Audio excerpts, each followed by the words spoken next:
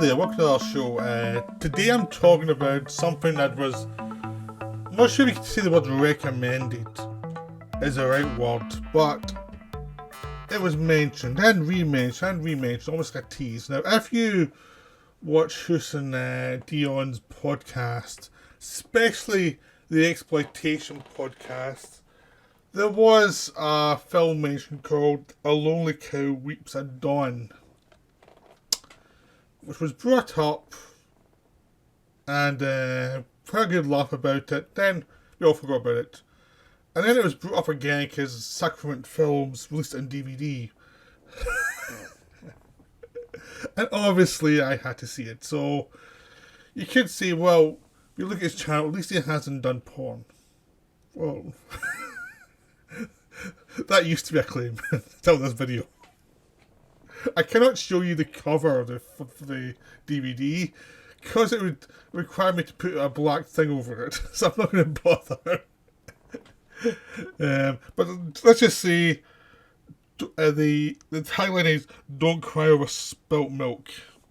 Right. So basically, the plot of this one, and I really have to thank Eric from Asian Movie Enthusiast, who's the one that brought it up, and he's the one that started this whole thing going, and it's all his fault, basically. This is all his fault. There's no way around it. It's his fault.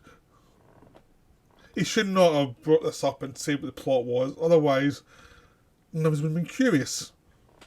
And of course, in the film YouTube community, as soon as you hear something utterly depraved, you want to see the film. We all do, and I'm hoping this video will actually encourage some of you to watch this film, just so that you can blame me. And by blaming me, I mean blaming me, then blame Eric, because he's the one who started it. Right. I hope I'm clear there. So, the plot of this film. The plot is, a guy has, people work on a farm, the husband has died, the daughter-in-law is in grief. Her father-in-law is also in grief but going senile. And because of the death of the son happened at the same time as the death of his prized cow called Bessie. So each day he gets up, as he's still coming to milk the cows, and instead of Bessie being there, the daughter-in-law is basically naked, leaned over, and he tries to milk her, but she's not producing any milk. that's the story. Yeah, as soon as you hear that, it's either you're thinking, I've got to see that film, or what the hell, I've never seen that film. You know what camp I was in? Now, this is like a weirdo film that, watching it, I actually thought Sion Sono must do a remake of this film. It's so up his alley, it's so perverted and weird, because there's other perversions there. But it's also a pink film, and a pink film in Japan is basically, well, it's softcore porn, basically. You can have action scenes and you have a drama going in the background, as long as you have those scenes of people getting on, you know. So you get that every so often it's like, okay, we've had enough action bits, we have to have our sex scene. Even if it's not needed, there's an actual version of this which is 40 minutes long without the sex scenes in it. Because there actually is some interesting things going on in the film in between those scenes that they need to do just to sell the film, to pay for it basically. But even during some of those scenes, there's some funny stuff going on because the director has a sense of humour. There's one point a doctor's with his nurse, who he's in love with. He's an older guy, she's younger, and he's actually a vet. Basically, does all the farm animals. And there's this guy banging the door at the same time, telling him he needs help to deal with the large testicles of one of his farm animals. So there's a sense of humour throughout it, which really helps. But every so often the film does stop those scenes, and it's kind of it's kind of the setup as you can have a few of those scenes, not as many as I've got in the film though. But that's how the film got made. And even some of the framing of some of those scenes is quite amusing. Some of the things, the ways to suggest something without showing it. There's one scene involving some money in front of someone's body part. I think it's around censorship that's quite amusing. But, I mean, at a certain point you think, okay, here's another sex scene for the sake of having one, I suppose. But the actual film idea was really interesting because it is about grief, it is about repression and weirdness, and a lot of characters having lots of very nasty ambitions. So into this setup, we set this up at the start about him milking her, and she goes along, and then she comes back into the house and acts as if nothing's happened, and they go on with their lives, and they go do the farming stuff during the day. And it's, for the first while, we're thinking, okay, is he in denial about this? And then you find out more that he's a mental problem because he's starting to go senile, and it's like, does he think he's dreaming? And what's she getting out of this? It's a weirdly interesting thing. That's why I said it should be a Sion Sono film. He could really go to town with this idea. But, so there's lots of interesting stuff, like who's exploiting who, because it starts out, it seems like he's exploiting her because she's in grief and she needs something. And then as you go on, you realise that she has this weird attraction to her father-in-law that's very strange and kinky and weird, and it's like, you kind of wish there was a proper film so you could go into that detail more and ignore all the stuff that's trying to finance the film. Because it seems like there's a really good setup there.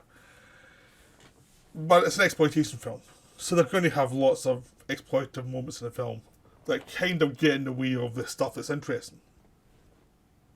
But the stuff's really interesting because the advantage of actually being something that's below the radar and it's something that people view as disposable trash, is you can do stuff that if you did a proper mainstream film, people would be mad about. But since it's in trash, people would just let it go. And if I just pay for this, so watch this. And then, you can really play around with stuff. So that's what this film does. It's like, because there's another subplot with this guy who was a student of the farmer who is now trying to buy up all the land around an area to sell off to people for a profit. And he's basically terrorising this old guy who's going senile for the land rights. At the same time, the daughter of this guy comes back to visit a family, but she's a prostitute, and she's like, has no sense of romanticism, no sense of anything. She's just, what money can you get for this act, and that's it. And she's going to help the guy get the land deeds for a profit. She's going to mess around her own father for that. And that's one of the plots. Of course, they have sex scenes too.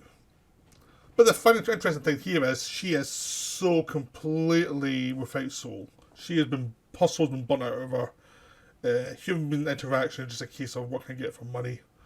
She's drunk all the time. She's basically barely surviving. And you compare her to the daughter-in-law who's doing extreme things to survive a event in her life. But you also think she didn't really like her husband that much, because her husband seems a lot like the daughter, who's very kind of much based on what can you get for money rather than what anything means to anybody. He's all about the money before he dies, and he dies because he's that attitude. So it's kind of thing of people who are a bit more soul to them, a bit more decency to them, dealing with other people who have none, who are just materialistic and are hollow. So there's that interesting angle. So you've got the interior world of this weird kinky thing, and this exterior world where sex is just a transaction, compared to the other one where you see the sex scenes, but there's obviously more to it in their minds. Yeah, I'm going to into this much detail about a guy milking a woman porno. Yeah, I am. Again, Eric's fault. So that's the kind of situation the film is, and it evolves, and there's an interesting end where the decency, where all the characters have to deal with their problems, sometimes in an obscure way, sometimes more direct. And there is some decency shown by certain characters. So it actually wraps up in a decent enough way.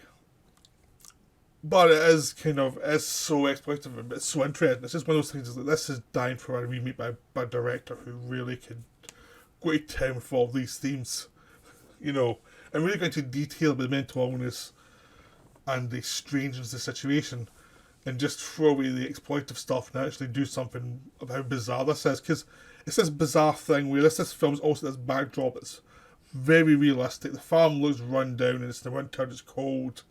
People have to get up in the morning, they're freezing.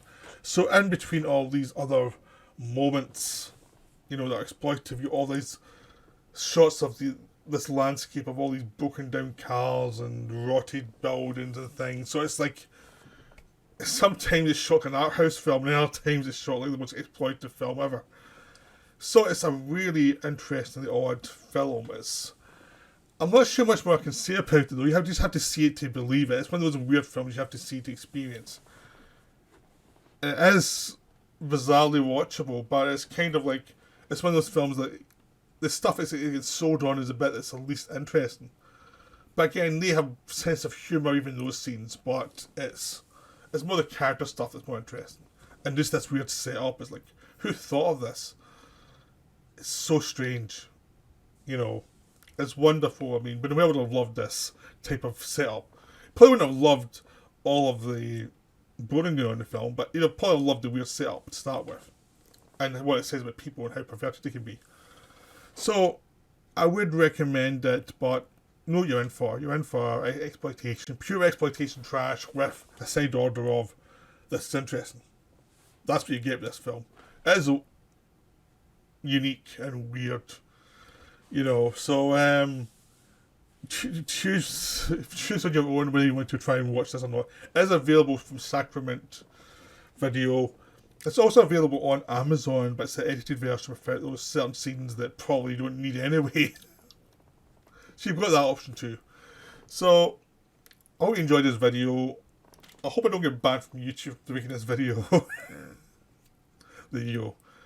Well, I'll be back soon with another video. Bye for now.